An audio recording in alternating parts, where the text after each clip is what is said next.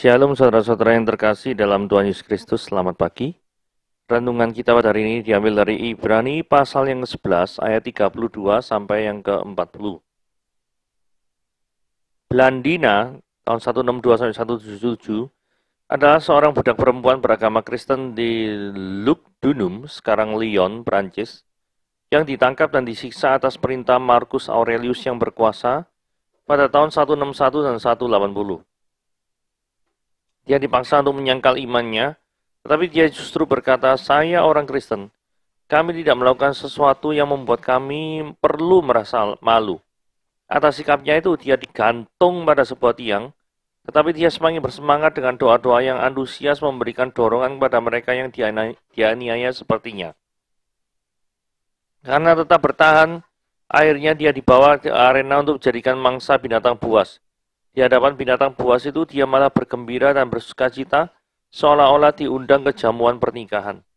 2 kali dia dilemparkan di hadapan binatang buas, diseret dengan kuda dan didudukkan di kursi logam yang membara, tapi dia tetap bertahan hingga belati membunuhnya setelah penyiksa tak berhasil membuatnya menyangkal. Jauh sebelum Blandina, para saksi-saksi iman telah mengalami penganiayaan yang sama. Mereka diejek, dianiaya, dibelenggu, dan dipenjara. Mereka dilempari, digergaji, dibunuh dengan pedang, mengembara sebagai orang asing, dan lain-lain. Atas semua usaha dan jeripaya itu, mereka tidak memperoleh apapun yang dijanjikan Allah, selain sebuah keyakinan bahwa yang terbaik disediakan di rumah Bapa. Tidak mengherankan jika Tuhan suatu saat mengizinkan kita mengalami hal yang sama. Hanya iman kepadanya bisa membuat kita bertahan. Keyakinan akan tempat yang lebih baik dalam rumah Bapa akan membuat kita antusias menghadapi kesulitan apapun. Hanya orang yang mengerti siapa Bapanya dan di mana rumah Bapanya yang akan bersuka cita menghadapi penganiayaan yang mengerikan. Oke, mari kita lihat ya. Mengapa orang-orang yang beriman kepada Allah justru itu tidak menerima janji Allah? Ini beriman loh. Kok tidak menerima janji Allah nih? Gimana caranya? Bagaimana mungkin Allah yang setia tidak menepati janjinya? Ini kan fenomena aneh. Betul ya? Ini perlu kita selidiki ini ya. Karena nanti di ayat yang ke-39 dan 40, itu nanti akan ada yang model seperti itu. Ayatnya bunyinya seperti itu. Nah sekarang kita baca mulai dari 32 sampai 40. Dan apakah lagi yang harus aku sebut? Sebab aku akan kekurangan waktu apabila aku tidak menceritakan tentang Gideon, Barak, Simson, Yefta, Daud, dan Samuel, dan para nabi. Yang karena iman telah menaklukkan kerajaan-kerajaan, mengamalkan kebenaran, memperoleh apa yang dijanjikan, menutup mulut singa-singa, memadamkan api yang dahsyat. Mereka telah luput dari mata pedang, telah beroleh kekuatan dalam kelemahan, telah menjadi kuat dalam peperangan, dan telah memukul mundur pasukan-pasukan tentara asing.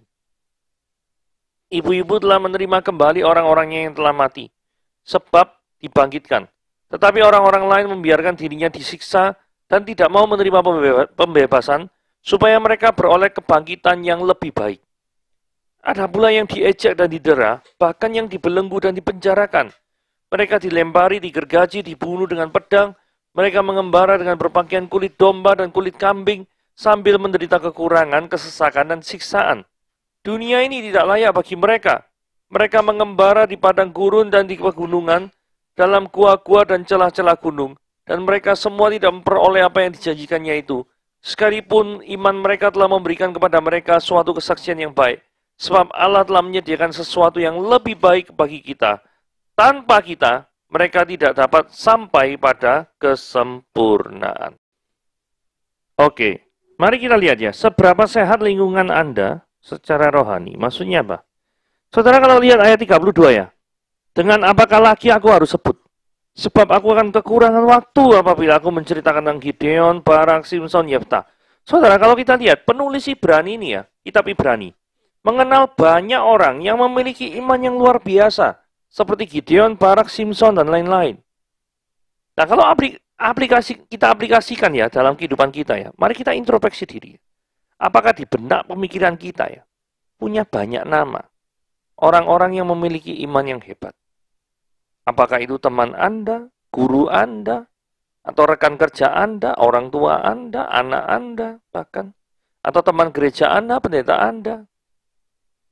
Saudara, kira-kira pada waktu ini ya, saat ini saya mengajak Anda untuk berpikir, kira-kira kalau ditanya, orang beriman yang luar biasa yang Anda pingin contoh gitu ya, kira-kira siapa ya? Nah, jikalau hasilnya adalah tidak banyak atau bahkan tidak ada, maka ada kemungkinan lingkungan di mana kita tinggal atau komunitas di mana kita yang jalani saat ini, kita hidup saat ini, itu tidak banyak orang yang bisa jadi teladan secara rohani.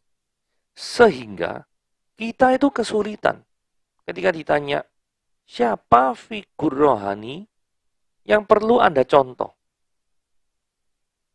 Begitu ya. Karena apa?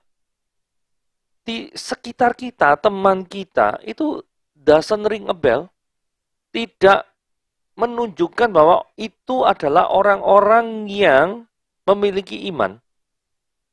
Saudara kita, teman rekan kerja kita, customer kita mungkin. Doesn't ring a bell. Tidak membuat kita untuk berpikir bahwa mereka adalah orang yang cinta Tuhan.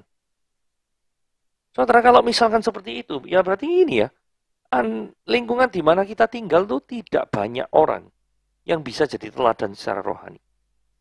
Ataukah memang di dunia ini sekarang menjadi krisis orang-orang yang beriman, sehingga dimanapun Anda tinggal nanti, Anda akan pasti kesulitan untuk mencari orang-orang yang kegigihan imannya, yang orang yang memiliki berpegang teguh pada prinsip Alkitab, itu akan sulit sekali ditemui. Misalkan ya, untuk ngecek ya, saudara ceklah, tanyakan pertanyaan yang sama kepada orang-orang yang tinggal mungkin di kota lain atau di negara lain bahkan. Kira-kira siapa figur yang rohani yang ada di sekitarmu? Kalau misalkan jawabannya rata-rata tidak ada, atau tidak tahu, atau kelihatannya tidak ada tuh, berarti ini mengalami kayak krisis global. Krisis di mana ada banyak orang yang tidak menunjukkan imannya atau rasa percayanya kepada Tuhan secara eksplisit. Nah ini sekarang gini ya, kalau Anda kesulitan, nah ini sekarang ada 4 tindakan bercirikan iman yang teguh. Lah apa itu? Pertama ini menaklukkan kerajaan. Karena iman telah menaklukkan kerajaan-kerajaan. Artinya apa? Pekerjaan atau peristiwa iman yang berkaitan dengan kemustahilan untuk menaklukkan. Tapi pada akhirnya Tuhan toh mengizinkan hal itu terjadi. Ini definisi menaklukkan kerajaan kayak gini ya. Menaklukkan kerajaan adalah suatu hal yang mustahil, bukan? Suatu hal yang sangat besar, yang mungkin sulit sekali. Tetapi dengan percaya kepada Tuhan, orang-orang itu maju terus dan pada akhirnya meraih kemenangan. Hal yang kedua adalah mengamalkan kebenaran. Di tengah dunia yang menghargai pragmatisme, pragmatisnya itu pokoknya aku untung, kamu untung, everything is okay. Tapi tidak dipedulikan. Kebenaran itu ada dalam posisinya atau tidak, itu tidak peduli. Ya, saudara, di tengah dunia yang menghargai pragmatisme, maka kebenaran sangat sulit untuk diamalkan.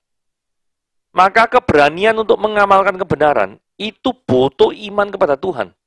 Karena selain tidak populer, juga terkadang justru dengan orang-orang itu mengamalkan kebenaran, maka itu akan merugikan bagi dirinya sendiri. Tahu ya? Contoh misalkan, Yusuf. Orang yang benar-benar beriman kepada Tuhan dan percaya pada Tuhan. Justru karena dia berbuat kebenaran dengan menolak godaan daripada istri Potifar, malah dia dipenjara. Orang ini berbuat benar, malah dipenjara, saudara-saudara. Sebaliknya, kalau orang ini, Yusuf ini mungkin menerima istri dari godaan istri Potifar, mungkin dia nggak dipenjara. Dan dia mungkin, tapi dia hidup dalam dosa. Dia mendukakan Tuhan. Mungkin dia menjaga keamanan dirinya. Tetapi daripada menjaga keamanan atau posisi dirinya, yang diangkat jadi kepala pembantu kalau nggak salah.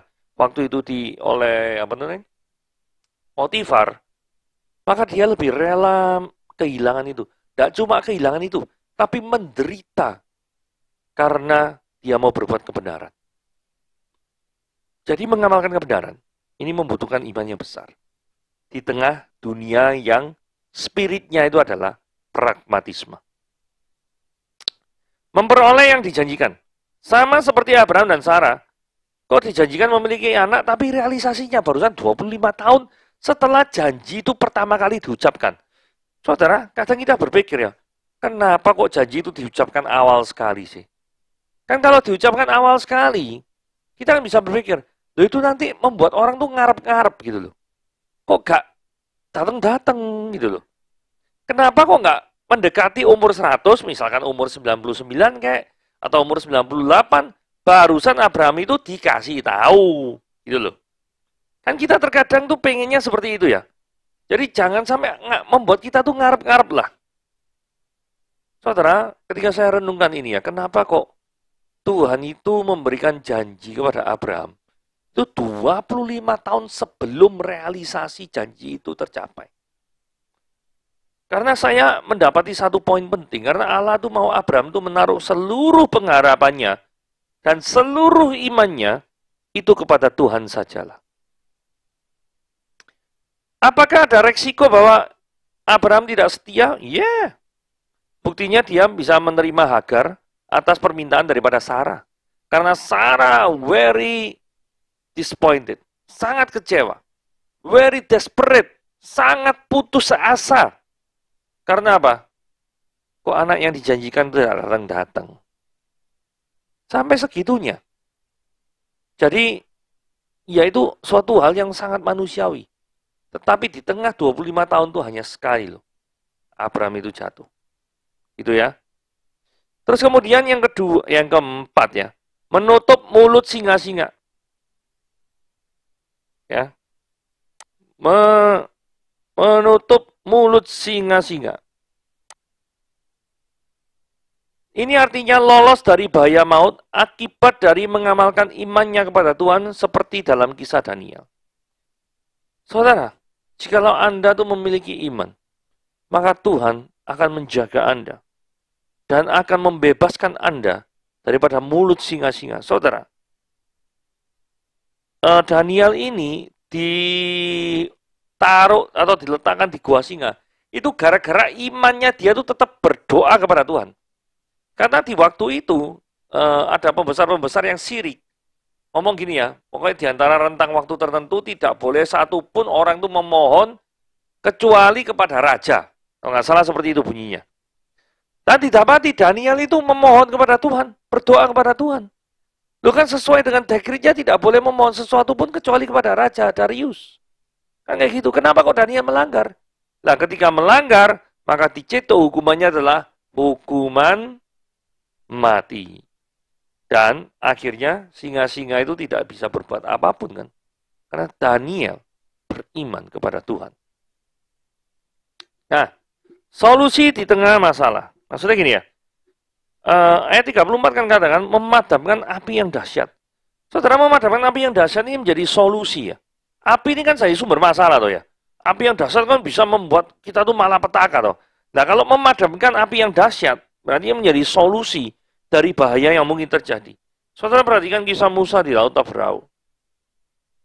Musa itu beriman, Tuhan pasti akan memberikan jalan keluar. Sekalipun yang dilihat adalah jalan buntu saat itu. Saat itu yang dilihat itu cuma laut. Kiri kanan itu tebing. Gunung-gunung maksudnya. Belakang itu adalah pasukan Mesir. Saudara kalau lihat seperti ini, saudara akan menemukan ini dead end, ini jalan buntu. Kita tidak bisa kemanapun. Tetapi Musa berkata, Tuhan itu ya, kan ngutus dia. Pasti akan memberikan jalan keluar. Dengan tongkatnya dia berdoa, dan kemudian dia membelah daripada Laut Tabrau itu dengan tongkatnya. Saudara, bukan karena Musa hebat, tapi karena kuasa Tuhan. Tuhan tahu Musa mengalami kesulitan.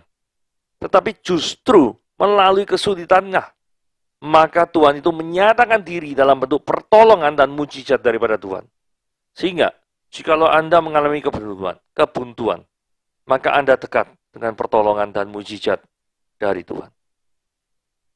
Oke? Konsekuensi iman. Ada pula yang diajak dan ditera, bahkan yang dibelenggu dan dipenjarakan. Mereka dilempari, digergaji, dibunuh dengan pedang. Ada orang yang menderita aniaya karena mempertahankan imannya. Yes, contohnya Stefanus. Mempertahankan imannya dengan mati-matian, malah dilempari batu. Ada harga ya yang harus dibayar ketika seorang itu mempertahankan imannya. Terutama orang-orang yang hidup di negara-negara yang sangat-sangat anti-Kristen.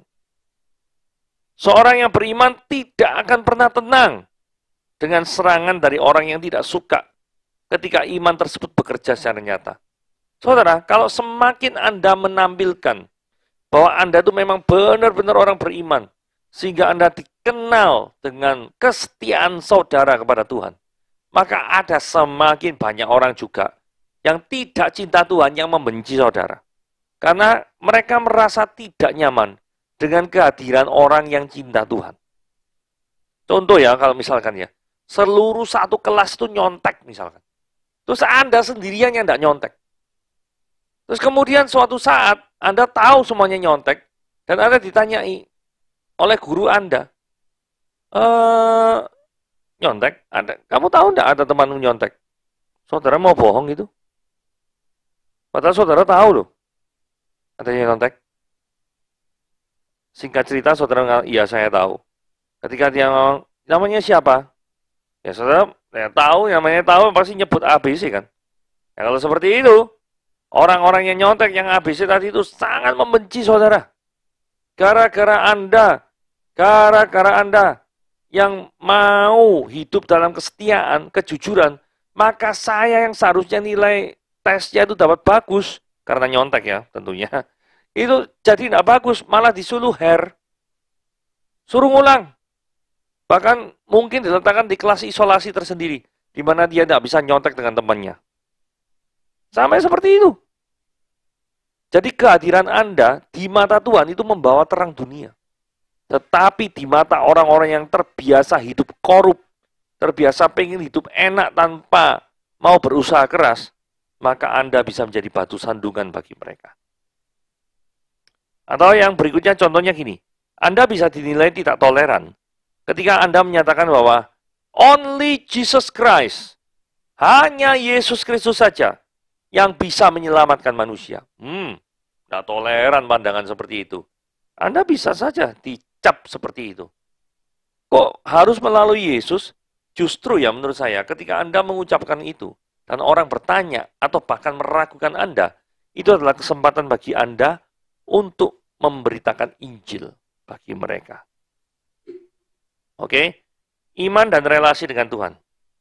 Dunia ini tidak layak bagi mereka. Mereka mengembara di padang gurun, di pegunungan, di gua-gua, dan celah-celah gunung. Saudara, bagi mereka yang mencintai Tuhan, maka ingatlah ayat ini. Dunia ini tak layak bagi mereka yang mempraktekkan imannya. Saudara perhatikan hal ini. Ketika seorang yang menjunjung tinggi kebenaran, kemudian ada banyak orang yang tidak suka, karena dianggap tidak mau fleksibel, dianggap kaku, atau dianggap tidak toleran. Dunia ini ya lebih penting untuk mencari apa sih yang menguntungkan saya. Ini kan pragmatis ya. Pokoknya gampangannya apalah. Sing lu enak, gua enak, nggak peduli posisi kebenaran ada di mana, nggak ngerti. Itu lebih dipentingkan daripada orang ingin apa ya? Orang berpikir gini, apa ya yang menyenangkan hati Tuhan itu apa ya? Untuk mencari apa yang menyenangkan hati Tuhan, Anda itu harus memiliki relasi dengan Tuhan terlebih dahulu. Itulah sebabnya, apa yang menguntungkan saya, itu pasti lebih diutamakan daripada apa yang menyenangkan Tuhan. Karena orang yang memiliki pengertian bahwa apa yang menguntungkan saya itu lebih penting, itu artinya orang itu tidak memiliki hubungan apapun dengan Tuhan. Karena, saudara perhatikan, setiap pengikut Kristus yang sejati, itu merelakan kesenangan dirinya, itu diganti dengan penderitaan. Hanya untuk menyenangkan hati Tuhannya. Ini bukan pekerjaan yang mudah. Tetapi itulah yang dilakukan oleh tokoh-tokoh iman di dalam Ibrani pasal yang ke-11. Janji yang tidak diterima. Nah, ini kepada topik ya. Ayat 39 ini yang kita bahas di depannya. Mengapa orang-orang yang beriman kepada Allah justru tidak menerima janji Allah? Bagaimana mungkin Allah yang setia kok tidak menepati janjinya sih? Nah, pemecahannya gimana? Gini ya. Saudara, kalau waktu pertama kali saya baca ini ya, dan mereka semua tidak memperoleh apa yang dijanjikan. Sebenarnya yang dijanjikan kepada orang-orang beriman itu apa sih? Terus kenapa kok mereka tuh tidak menerimanya ya? Apakah ada yang salah dengan orang beriman itu sehingga mereka tidak menerimanya? Atau lebih parah lagi, apakah Allah itu sedang berbohong karena tidak menepati janjinya kepada orang beriman? Satu-satu dulu ya. Kita coba menebak ya. Dan mereka semua tidak memperoleh apa yang dijanjikan. Kira-kira apa ya yang dijanjikannya? Saya pada waktu membuat renungan ini ya, pikiran saya tiba-tiba tertuju pada Ulangan 28 ayat 1-10. Ini adalah janji Tuhan, berkat Tuhan kepada orang-orang yang menaati Dia. Mari kita baca Ulangan 28 ayat 1-10 ya. Jika engkau baik-baik mendengarkan suara Tuhan Allahmu dan melakukan dengan setia segala perintahnya yang kusampaikan kepadamu pada hari ini, maka Yahweh Elohimmu akan mengangkat engkau di atas segala bangsa di bumi. Segala berkat ini akan datang kepadamu dan akan menjadi bagianmu. Perhatikan, segala berkat ini datang kepadamu dan menjadi bagianmu. Jika apa? Jika engkau mendengarkan suara Tuhan Allahmu. Saudara, apakah Anda pernah berpikir bahwa orang yang beriman itu adalah orang yang mendengarkan suara Tuhan? Ya. Orang yang mempraktekkan kehendak Tuhan? Yes. Nah, terhadap orang-orang yang mempraktekkan kehendak Tuhan, terhadap orang-orang yang mendengarkan suara Tuhan, Tuhan berjanji seperti di ayat 3. Diberkatilah engkau di kota dan diberkatilah engkau di ladang. Diberkatilah buah kandunganmu, hasil bumimu, hasil ternakanmu, yakni anak lembu sapimu dan kandungan kambing dombamu.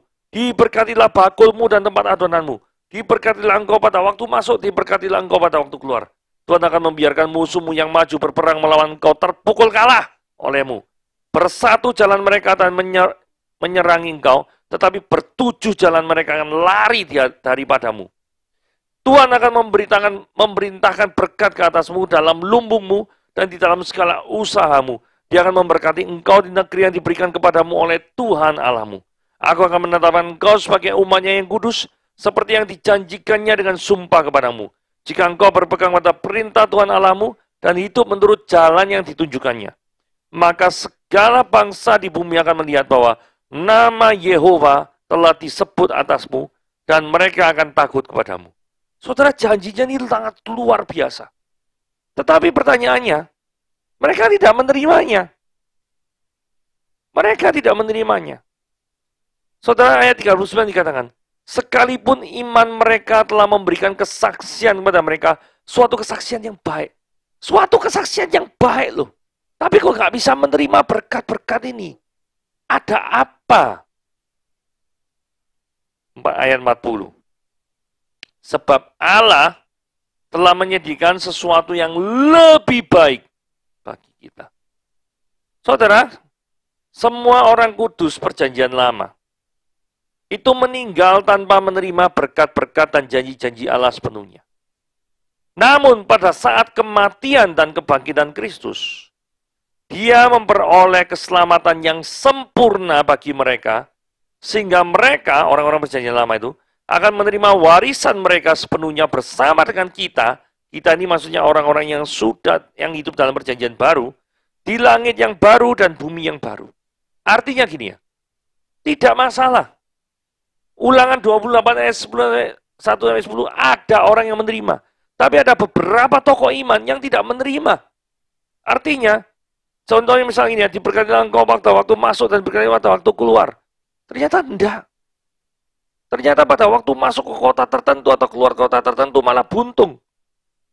Ayat 7 dikatakan Tuhan membiarkan musuhmu maju berperang melawan engkau dan terpukul kalah olehmu. Ternyata malah kita yang kalah. Loh. Seperti di artikel tadi ya, yang namanya apa? Bandina tak, Belandina tak, apa itu. Yang justru karena imannya, dia tuh meninggal. Kan di pandangan manusia ini sesuatu yang kalah. Saudara begini ya, Ulangan 28 ayat 1 dan 10 memang berkat Tuhan bagi yang di bumi. Lah, apa yang disediakan Tuhan nanti, itu jauh lebih baik daripada apa yang dijanjikan Ulangan 28 ayat 10. Karena apa? Kebersamaan dengan Tuhan itu jauh melebihi berkat-berkat apapun yang bisa engkau terima di dunia ini. Tidak ada yang bisa menandingi kebersamaan dengan Tuhan. Saudara, apakah yang lebih indah dari bersama dengan Tuhan senantiasa dalam kekekalan dan menikmati hadiratnya senantiasa, all the time? Adakah yang lebih indah daripada itu? Saudara, pernyataan ini akan sangat sulit dipahami oleh orang-orang yang tidak memiliki relasi dengan Tuhan. Tapi bagi mereka yang memiliki relasi dengan Tuhan, mereka akan paham bahwa bersama dengan Tuhan itu adalah hal yang sangat indah, bahkan terindah dalam kehidupan mereka. Jadi kekekalan itu melampaui segala berkat Tuhan.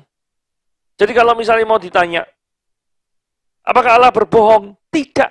Allah justru menjanjikan yang lebih baik daripada yang selama ini mereka pahami. Mungkin menurut dunia itu buruk.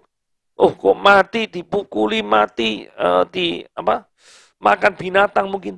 Tapi bagi Allah, mereka berkorban untuk kerajaan Allah.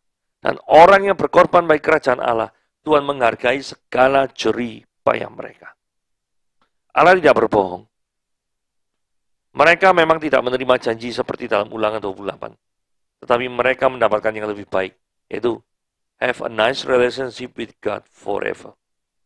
Memiliki kebersamaan dengan Tuhan dan relasi dengan Dia selama-lamanya.